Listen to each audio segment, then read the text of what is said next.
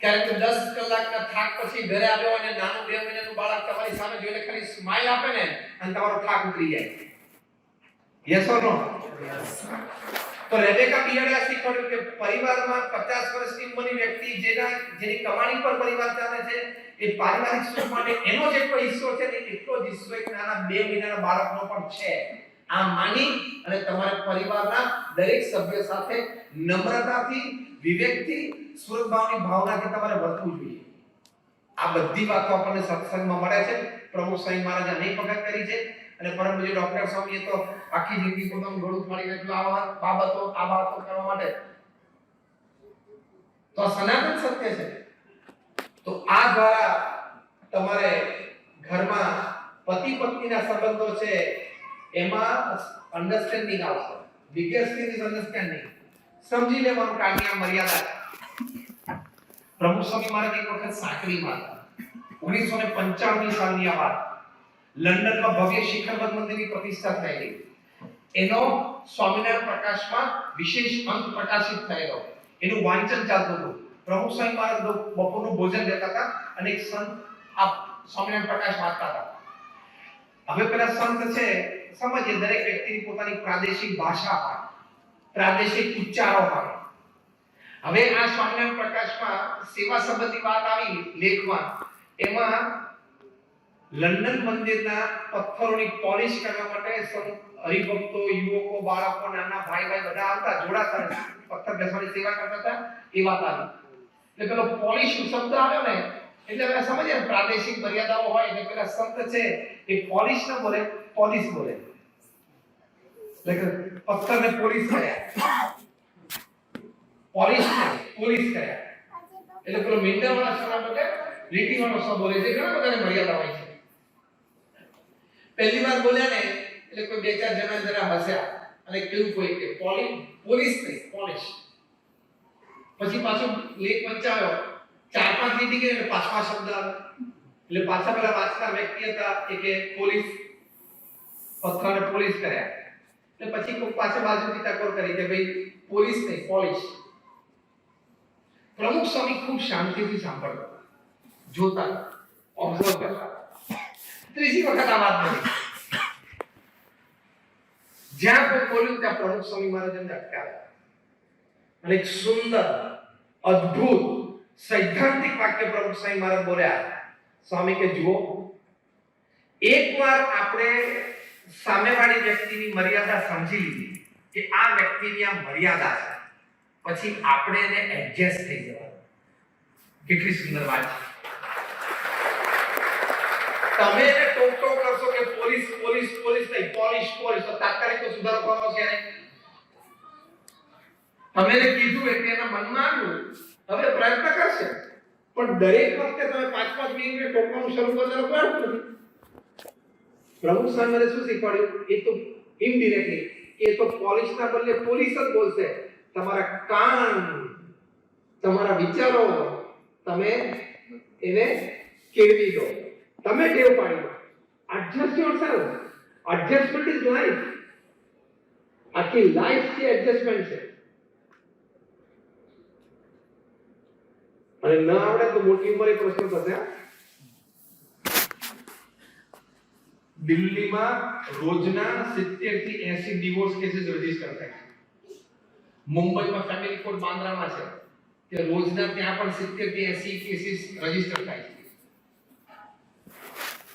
Hyderabad, Secunderabad twin સિટીમાં રોજના 100 cases register થાય છે કોર્ટમાં. તમારે છૂટાછેડા જોઈએ. આટલું બધું તો શું વાંધો આવી જતો હશે ખબર નથી. પણ તમને આશ્ચર્યની વાત ખબર છે? એ મુંબઈમાં બાંદ્રામાં ફેમિલી કોર્ટમાં જેટલા કેસીસ ડિવોર્સ માટેના રજીસ્ટર થાય છે ને એમાં 5% કેસીસ 60 વર્ષથી ઉપરના ઉંમરના છે.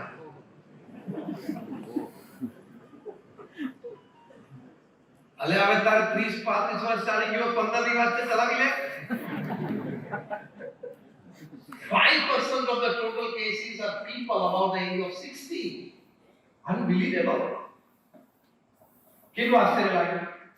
પછી સારી રીતે સર્વે થયો, 60 પ્લસ ઉંમરના હોય એ લોકો ડિવોર્સ કેસીસ માટે છૂટાછેડા માટે રજીસ્ટર કરાવે છે કોર્ટમાં, એના કારણો શું છે?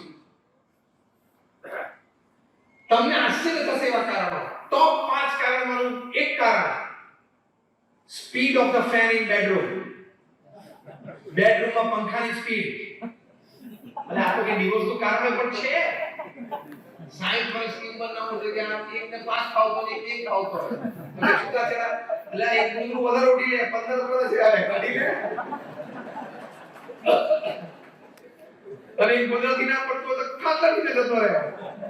પંખાની સ્પીડ નો લીધે કે ડિવોર્સ આવે પણ આ હકીકત છે. what I'm telling you is the truth. બોલો બીજું કારણ ખબર છે તમને? આશ્ચર્ય થશે. 60 વર્ષથી ઉપરના ઉંમરમાં ડિવોર્સ કેસના એટલે કે છૂટાછેડાના કારણો બીજું કારણ શું લખે? suddenly my spouse has lost the sense of dressing. પતિ કે પત્ની શું લખે કે મારા જીવન સાથીને હવે ડ્રેસિંગ ની કોઈ સેન્સ રહી નથી. એટલે 60 વર્ષે જબો લેગો પહેરેમાં બધું આવી ગયું. બોલો આટલા છીછરા મન અને આવા ખોટા વિચારો. અન્ડરસ્ટેન્ડિંગ, એક્સેપ્ટન્સ એ આપણે સ્વીકારી લેવાનું. મેડ ફોર ઈચ અધર કપલ હોય ને, જ્યારે ટાઉનમાં કોઈ જામનગરમાં આ વર્ષે મેડ ફોર ઈચ અધર કપલનું બિરુદ આ કપલને મળ્યું, એ લોકોને છૂટાછેડા થયેલા છે. કારણ કે ટેક ફોર્મ્યુલાને ટોલરન્સ, એક્સેપ્ટન્સ, એપોલોજી અને કોમ્પ્રોમાઇઝ આ ચાર રાખવા જ પડે. બધાએ શીખવું પડશે. આપણે નાનપણથી શું શીખેલા છીએ? પછી સિદ્ધાંતવાદી થાય. હું ખોટો હું ને તો મને જાહેરમાં લાફો માર દેજો, હું એક શબ્દ નહીં બોલું. પણ હું સાચો હું ને તો આટલું બે ન કડાર દેવાનું, આટલું સહન નહીં કરું. યસ ઓર નો આપણો એટીટ્યુડ હોય છે ને, ગીવ મી યસ ઓર નો. આ એટીટ્યુડ ખોટો છે. તમે સાચા હો ને પણ જો સામે વડીલ હોય, જૂના હોય, પારિવારિક મૂલ્યો સાચવવાના હોય, પરિવારમાં સમ સાચવવાનો હોય, સમાજની મર્યાદાઓ સાચવવાની હોય તો સહન કરવું પડે. તો જ સમ ટકશે, બાકી યુનિટી ટકશે જ નહીં. Compromise, acceptance, tolerance. તમે સભામાં ત્યાં બીજી વાત શીખીને જજો. Tolerance, acceptance. ચલો 2 વાર બોલાવી લો એટલે ખબર પડી જશે. T for tolerance,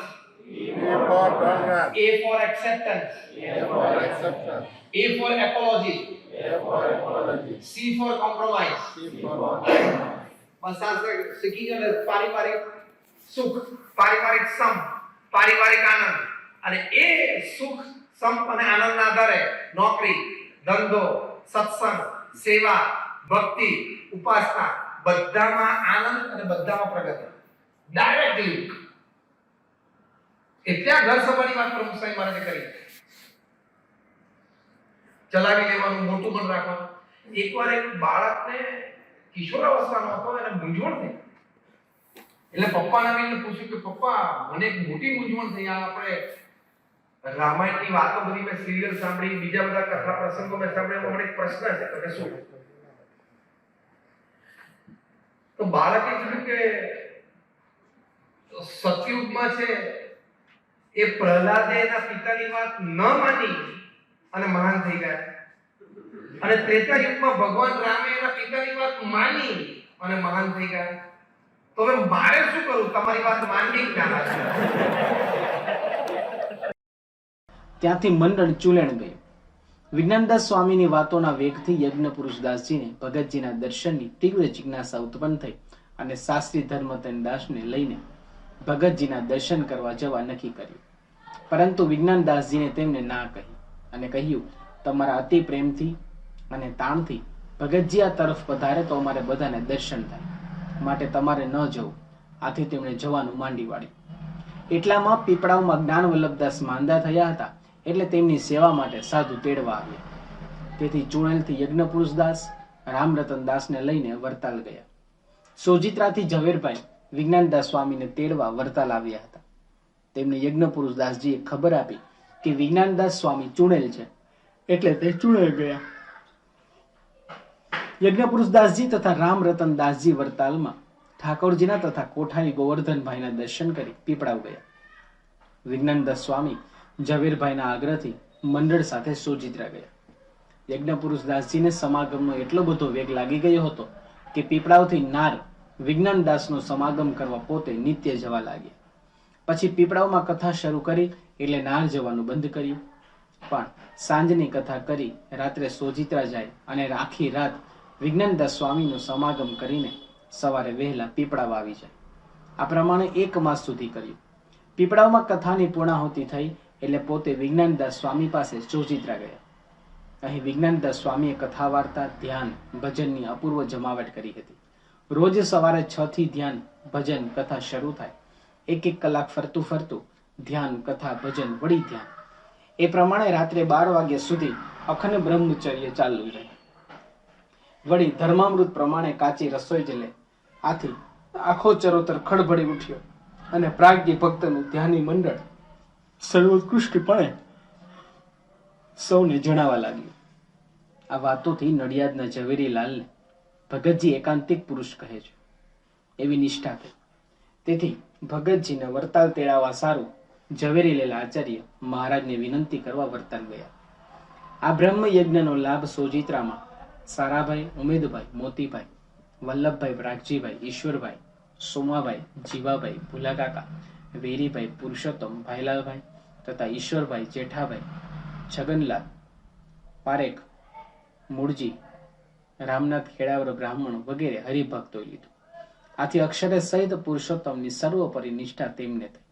વળી એ નિષ્ઠાના પોષક, પ્રવર્તક અને ધારક વર્તમાન કાળે પ્રાગજી ભગત છે એવો ભગતજી સર્વોપરી મહિમા પણ સૌને સમજાયો.